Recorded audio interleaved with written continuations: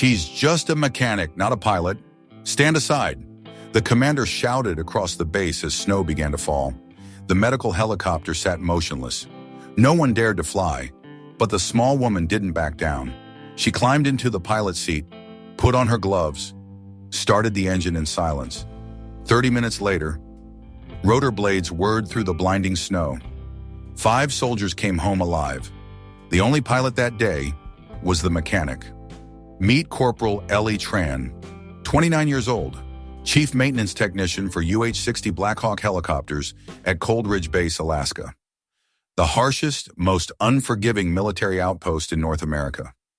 Growing up in rural Oregon with her Vietnamese grandmother, Ellie chose grease under her fingernails over nail polish.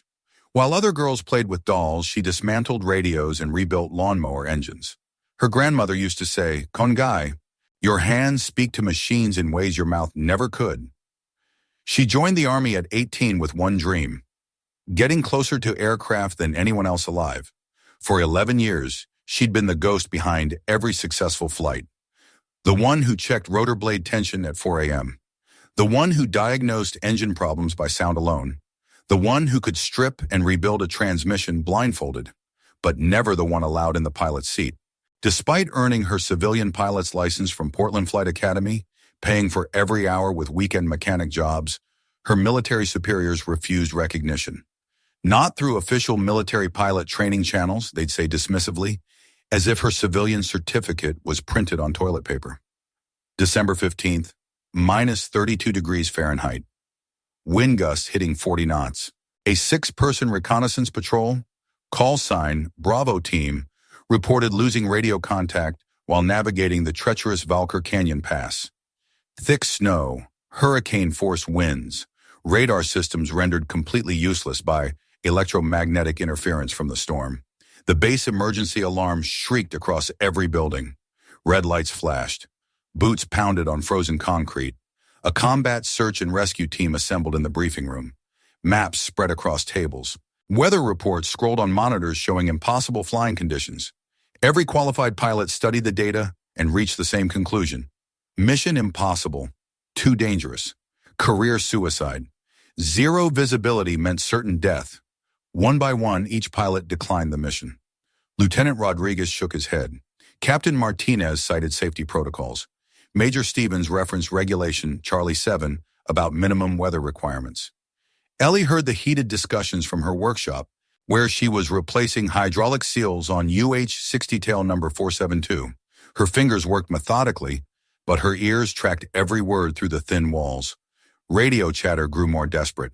Bravo Team's signals weakening with each transmission. Hypothermia setting in.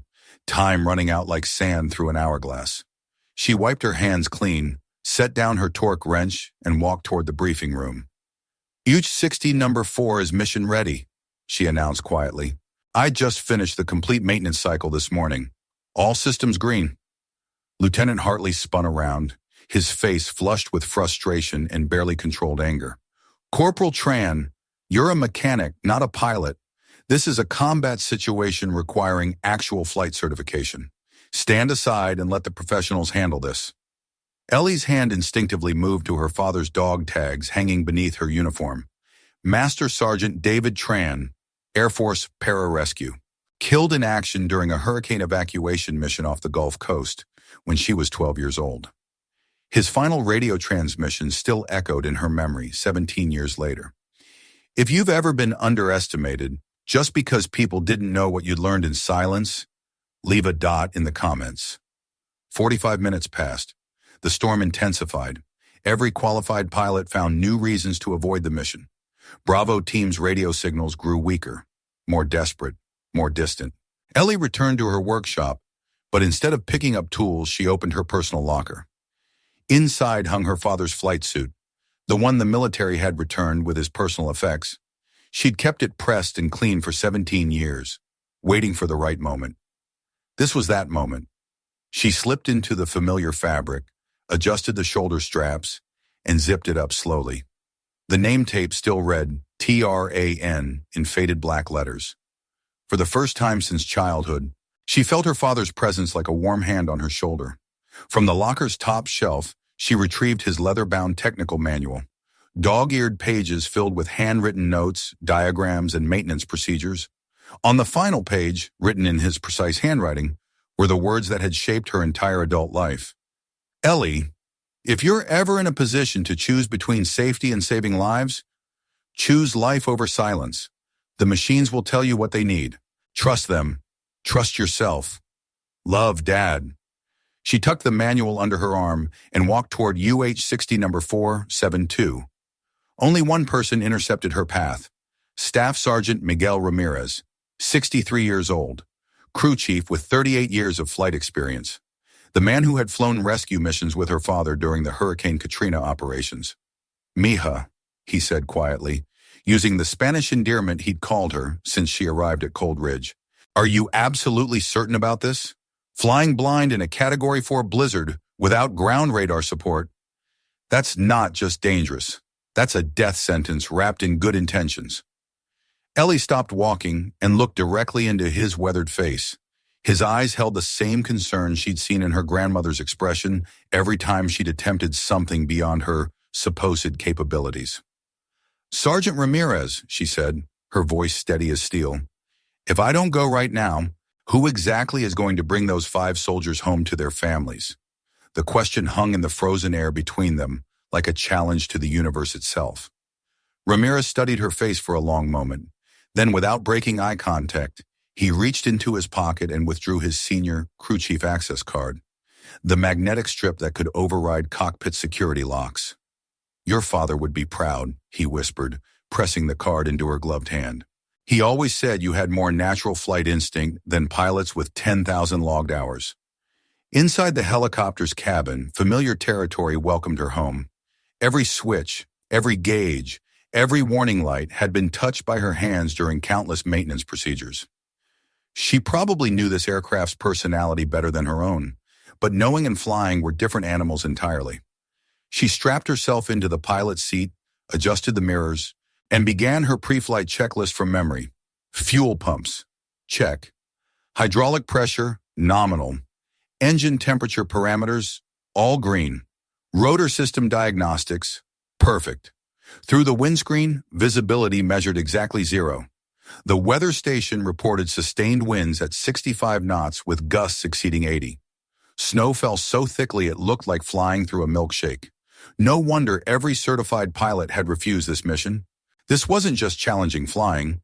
This was attempting the aeronautical equivalent of performing brain surgery while blindfolded during an earthquake. But Ellie understood something those pilots didn't. Sometimes impossible just means no one has been desperate enough to try yet. She clipped her father's dog tags to the instrument panel beside the compass and keyed the radio microphone. Have you ever known someone who didn't wait for the green light, but stepped forward on their own? Share that story. Cold Ridge Base. This is Black Hawk 472 requesting immediate emergency takeoff clearance for search and rescue operations. The radio exploded with overlapping voices. Negative, Tran. You are not authorized for flight operations. Stand down immediately. That's a direct order. Abort mission. Return to maintenance bay. Ellie calmly switched to the emergency frequency and spoke with the measured tone of someone who had already crossed the point of no return. Cold Ridge Base, I have 5 American soldiers to recover from Valker Canyon. Going radio silent until mission completion. Black Hawk 472 out. She turned off the radio completely. Silence filled her headset except for engine noise and rotor blade rhythm. Sounds she'd heard 10,000 times but never from the pilot's seat. The vibrations felt different here. More personal, more alive. She pulled collective pitch, applied forward cyclic pressure, and lifted off into what looked like the inside of a snow globe being shaken by an angry giant. The base disappeared beneath her in seconds, swallowed completely by the white wall of wind and ice crystals.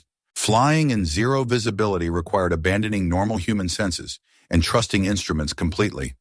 But the storm had knocked out GPS navigation, rendered radar useless, and turned the terrain-following system into expensive decoration. Ellie was flying by pure intuition and mechanical sympathy. She descended to 200 feet above ground level, low enough to potentially detect heat signatures, high enough to avoid hitting trees or power lines she couldn't see. The helicopter bucked and rolled like a wild horse trying to throw its rider. Ice accumulated on the rotor blades, changing their aerodynamic properties every few minutes. She compensated by feel, adjusting collective pitch and engine power to maintain stable flight characteristics. Most pilots would have turned back within 5 minutes. But Ellie wasn't most pilots. She was a mechanic who understood exactly how much structural stress this machine could absorb before catastrophic failure. She knew its engineering tolerances better than the Sikorsky designers who built it.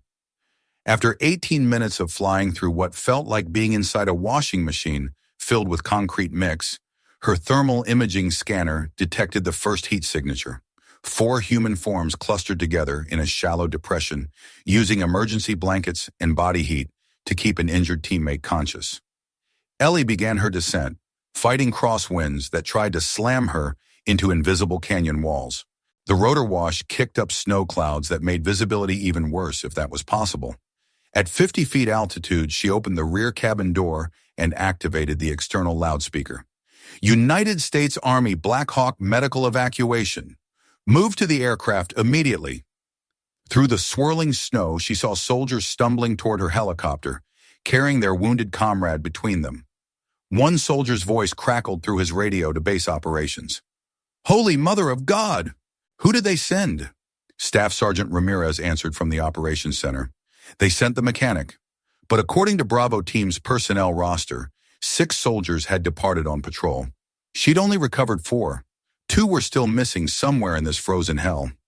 Ellie lifted off again, flying deeper into Valkyr Canyon, where terrain features created wind shears that could flip aircraft upside down without warning. Her thermal scanner swept back and forth, searching for human heat signatures against the sub-zero background. There, 800 meters ahead, 2 faint thermal blooms near what appeared to be an ice shelf overhang. As she approached, the situation became clear. 2 soldiers trapped beneath a partial ice collapse, one with an obviously broken leg, the other showing signs of severe hypothermia. Landing was impossible on the rocky, ice-covered terrain. She'd have to use the rescue hoist. Ellie engaged the helicopter's hover mode and lowered the rescue cable. Then she did something that would have horrified any flight safety instructor. She strapped herself to the hoist and rappelled down personally to assist the evacuation. The wind at ground level hit like frozen hammers. Every gust threatened to smash her against the rock face or tangle her in the rescue cables. Working with numb fingers, she rigged both soldiers to separate hoist lines and signaled the helicopter's automatic winch system to begin lifting. As they rose toward the aircraft, a massive wind shear caught the helicopter and threw it sideways against the canyon wall. For 3 terrifying seconds, Ellie thought they were all about to become statistics, but the machine held together because she had built it to hold together. Total flight time in impossible conditions, 34 minutes. Total American soldiers brought home alive, 5. Have you ever misjudged someone just because they spoke quietly? Maybe they were silently preparing to do something you'd never dare.